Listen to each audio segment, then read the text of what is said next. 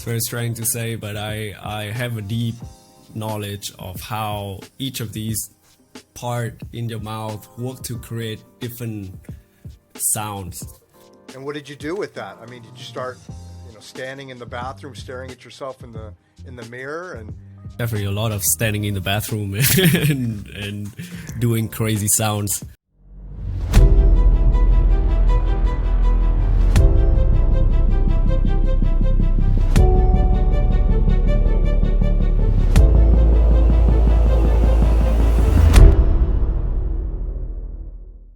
Hey everybody, Mark Arinsberg here with the Purenow Show. This is episode number 12. My guest today is Trung Bao. Trung is originally from Hanoi. He is a creative director and digital artist now living in Poland. He's also an incredible beatbox artist. Had a lot of fun chatting with him, and stay tuned to the end to hear a little sample of what he can do with his mouth. Here we go. You've really come up in a whole different genre of music and art and creativity. It seems to be exploding in different ways, and you're on the pulse of this, not only through your visual creativity, but through this beatbox thing. And I want to highlight a little bit on this beatbox thing because there may be people in this audience who are not even familiar with beatbox. You're a different breed of beatboxer. You're doing things with your mouth, making sounds and coming up with an auditory experience that I've never heard before. And I spent a bunch of time listening to you and your girlfriend riffing too. That was pretty sweet to see that. Tell me about growing up in Vietnam, and how did you arrive at wanting to be a person who's going to be doing a visual expression? I would say since I was a kid, I always drawn to the visual medium, which is drawing as a kid. I loved drawing throughout my school years, but I actually kind of lost touch with it when I got into high school, because in Vietnam, when you get into high school, you have to start preparing for college like right away, 10th grade.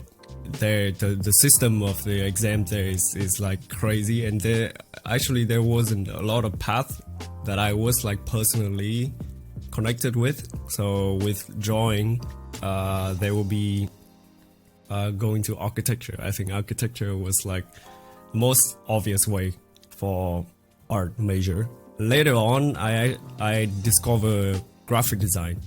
So that was something that also with digital art, that's something I personally connected with. So I went to study abroad and went to college, and that actually when I started doing more of digital art and graphic design and open up a whole new world of just like creative expression in terms of like visual and also music as well. So I would say growing up, there's always been the interest, always this curiosity of learning new things. But then when I get in touch with these new technology, that's when is grow. What was your first gig out of school? You've got this foundation, as you say. You've got some tools to work with. You got some skills, some basic skills. Where did you go from there in getting started on a path where you could actually earn a living and see a future in it? So I started working during school years already, not paid for experience. But I would say during the time I was at school, like the connection that I made, this is purely from the graphic design standpoint. The connection that I made at school and the connection that I made with these experience that I had working remotely at that time already definitely give me, it came very natural later that people would just reach out to me for a project. I mean, the skill set, it just grow over time. So there's no like a point that I was like, I'm ready, but it just grow. Right. But it started with basic graphic design. And then as you added more capabilities, when did you feel you were at like a point where you had just a lot of things to offer and that maybe it was time for you to start your own business, open a shop? You've got the collective now. And how did that all come into be?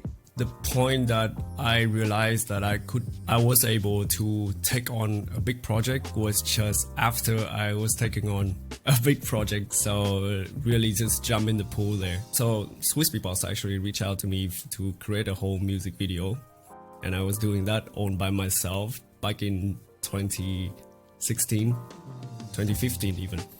So that was the point that I realized that I can just do this. I have a lot of skill set to offer, and I can take this on personally. But then a few years after, so in 2017 is when I founded the collective Fustic, and that was another, I would say, another checkpoint in my life that I realized the power of collaboration and the power of connecting different people together to create. So Fustic is a collective of many different individuals with different skill set, all very multidisciplinary, but each of them have their own specialties.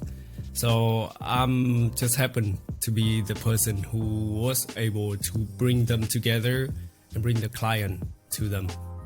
And that all happened very naturally without any of us even pay attention to that aspect. We were just focusing on creating, but I think there was a moment that I realized that we had the power way bigger than we expected. That's another point that I realized, like, I think we could do this professionally.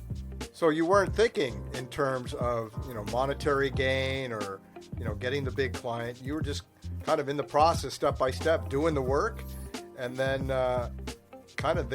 people started coming to you, and you had the right people to put together as a team to create these much bigger projects. So, that's it happened very organically for you, it seems like. Definitely come from creativity, curiosity, and just enjoy working with other people. I think connecting people together is another hobby of mine. Let's say hobby, but it's professional now. Do that for the living. But yeah, that's what I enjoy, and that's what I'm good at.